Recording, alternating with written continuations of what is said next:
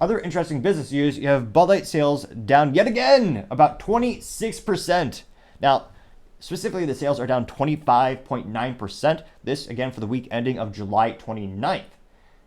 Now, of course, you shouldn't be too surprised. This means that for the third month in a row, so for 20 years, they were the number one best-selling beer in North America. Then they lost Modelo 2 months ago, or 3 months ago. So for 2 months in a row is Modelo.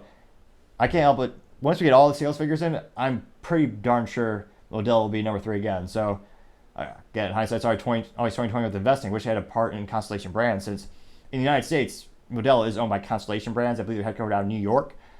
So if you believe in the boycott, go in the United States, go ahead and buy the Modelo. It was why Bud Light was able to merge with InBev out of Belgium. So the U.S. Security Exchange Commissions, or the SEC, in order to allow the merger, the combination of companies, they told them, hey, the U.S. market, you're going to have to spin off Modelo.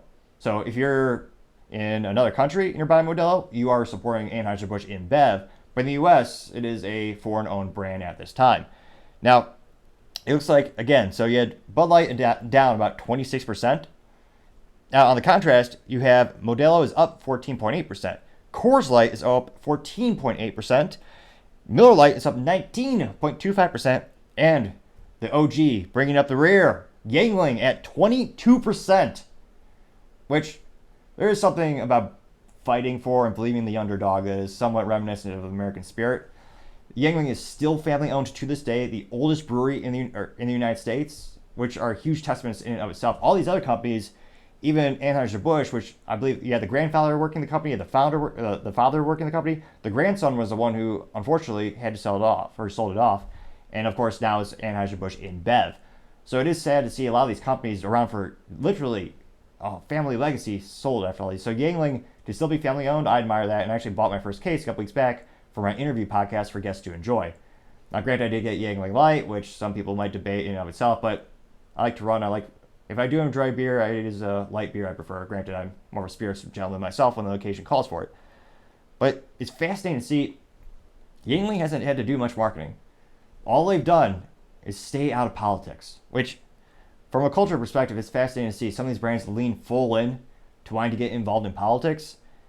And I have yet to see it increase their sales. You're going to get the increase of sales perhaps to the people you pander to, but in Bud Light's case, they brilliantly, or I don't know, that's obviously ironic for me to say, the business blunder of them is they pissed off the left and the right and the middle. Since they, and again, this is quotes by a bar owner in Chicago, or a holding company in Chicago, they claim that Bud Light didn't stand by Dylan Mulvaney, so that gave our holding company, who owned 4 bars in Chicago suburbs, they will no longer ever sell Bud Light because they didn't stick and they didn't feel their commitment to the LGBTQ plus trans community was authentic. So you have people on the left who are pissed, the right who are pissed, and the people who are in the middle, they just want to have a beer and not have to talk about politics, so they're not buying it as well. Now, even more disgusting, all this decrease in sales performance, the wrong people are getting hurt. Now, Anheuser-Busch, they still won't say they fired Alyssa Hirschfeld. There's a lot of speculation saying they can't say the word fired because she would sue the company.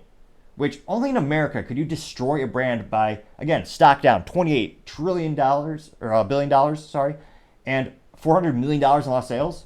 You should be able to say she is the worst marketing executive ever. Like, name me in the comments one bigger marketing mistake than this right now. $400 million gone.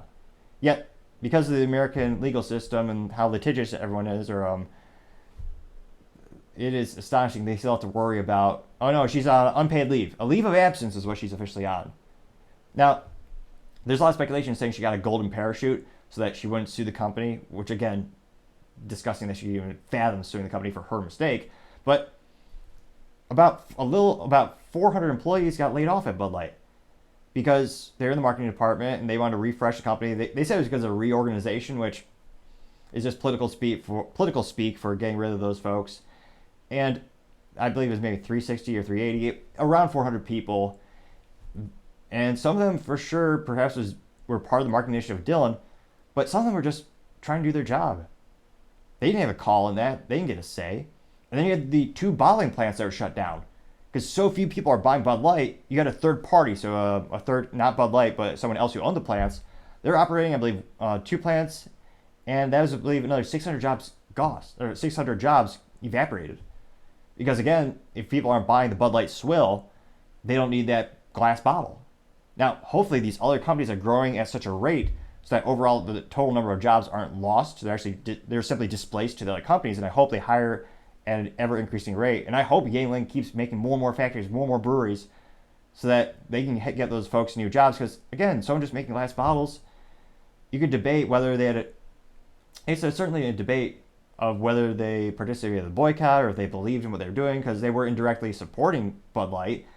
If they really were against that morally with Del Mulvaney, they could have walked away from that job. But either way, they weren't a direct correlation to that decision.